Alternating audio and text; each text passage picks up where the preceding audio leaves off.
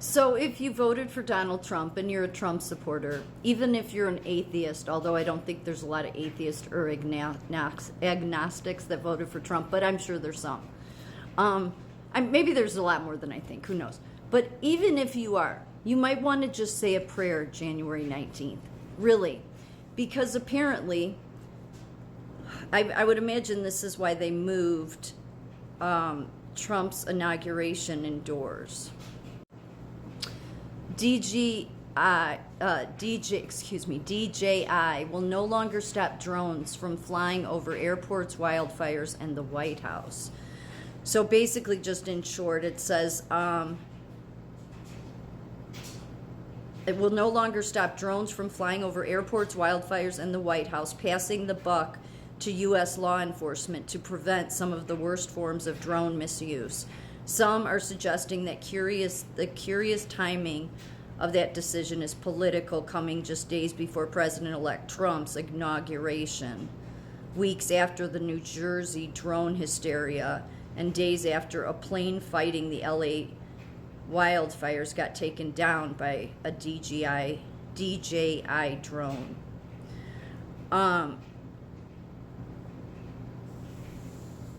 I guess they're going to be taking down the geofencing feature. So what the geofencing feature is it was created so it makes a certain degree of sense, or it makes certain degree that certain areas you can't fly your drone into. So it's like the geofencing is an invisible wall that if the drone, like say the White House, that invisible wall is around the White House, so that if the drone tries to go over the White House, it will be bounced off of that invisible geofencing. That's all going to be down now. So now it makes more sense why they moved the inauguration inside. So I'm just, even if you're a Trump supporter, it would just be a good idea to pray. I think everything will be fine, but we have to pray. We need to bring prayer back. We need to just start doing that regularly to save this country from all this craziness. But see, all the timing of all of this is so strange, okay? They're going to... And I said earlier that TikTok won't disappear on the 19th, but then I'm seeing people say, no, at midnight on the 19th, it'll be gone. So I don't know. Some people are saying it won't, and some people are saying it will. So look at that timing. That Biden and the congressmen and all of them right before the inauguration. So then if something, because let's face it, the majority of the American people, even people on the left, are done with the media.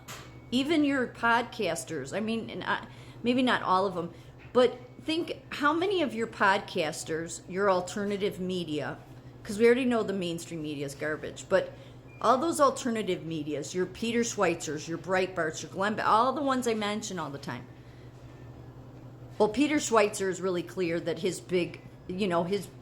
biggest safety goal is let's get rid of free speech and let's disregard 170 million Americans, all to get rid of an app. What a loser. But just saying. But think about all the podcasters, even Joe Rogan, they never say anything about TikTok. Never.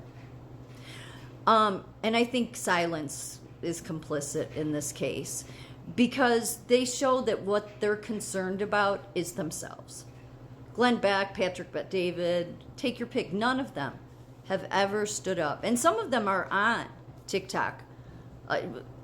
Some not. But they didn't want to stand with the American people for free speech. They remain silent about it because they know that there's 170 million Americans that have businesses on here or that have taken to being engaged in the political process, as I said in an earlier video. And yet those things are healthy things for our country that those supposed patriots or people that love the First Amendment should be standing up for. And instead, they don't want to come off going against TikTok, so they remain silent, which is why they're complicit, really. Because all they care about is keeping their followers keeping their money rolling in and keeping their fame. It's true. Because they all know where the people stand with TikTok, and they all know that they didn't want to stand with the people. They wanted to stand for their own pocketbooks. And many of those people that claim to be Christian. So, not on the right side of the... Remaining silent about TikTok certainly isn't... I mean, when you're at the millions of follower levels that they have. They just show that they're not a true patriot, and yet many of them say they support Trump. But all of this timing, you know, with if something were to, because nobody trusts the media anymore, and most Americans look to their fellow Americans to get information now. That's a threat to those podcasters. Do you realize that? It is. And so their only interest is keeping their numbers, their followers, their money coming in. They're only interested in themselves. That's not the American way, but that's what they're all about.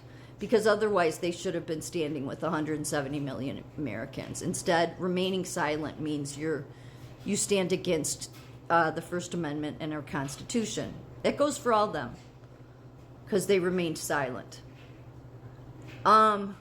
And why they remain silent is very simple, is if they do not want you. Peter Schweitzer, Breitbart, none of these alternative media, nor the mainstream media, but the mainstream media knows it's on its last leg. So those podcasters, they're just doing everything to keep you thinking that they're on your side. But if they were really on your side, they would have been standing with the 170 million Americans that have been screaming, do not get rid of TikTok. But it doesn't serve, it serves them more for TikTok to go away. Because the more you have more and more Americans looking to their fellow Americans to find things out from, the less you're going to need them. And they don't want that. Because they've been in the business, many of them, have been in the business of being your control, the control over you this whole time. And there's a ton of them. They don't even necessarily have to be Republicans. They're out there. You're podcasters. It's because, you know, we got to get other people in there to start controlling the people, because we don't want you to get your information from your fellow Americans. So you have that timing. So then if something happens, you're forced to have to just, okay, well, I guess this is what they said.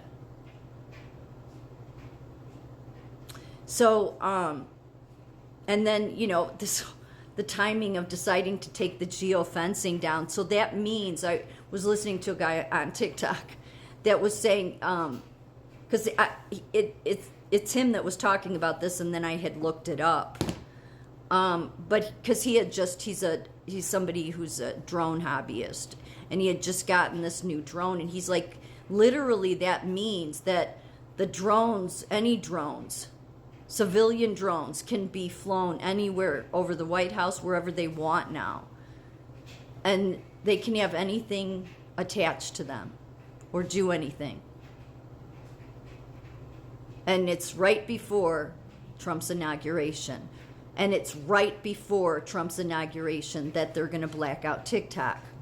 So your patriot Americans, because those podcasters aren't patriots, they just serve themselves. That's not what America's about. But your fellow Americans, you and I, and others, will not be able to share any information because of all the enemies to this country. It's disgusting. But it's like they're just trying to set events up. So this would make sense, too. I guess that's probably why Trump moved it indoors. Because I heard some people posting in Washington, that were from Washington, saying it's not going to be that cold. The JFK's inauguration was like 22 degrees. So that's cold, for sure. But this Arctic cold, they're saying it shouldn't be that cold. They don't know anybody that's saying that. I don't know. I think it's more likely that the globalists will do anything to get rid of Trump. So please, everybody that voted for Trump, pray January 19th. Even if it's just a small prayer, a little goes a long way.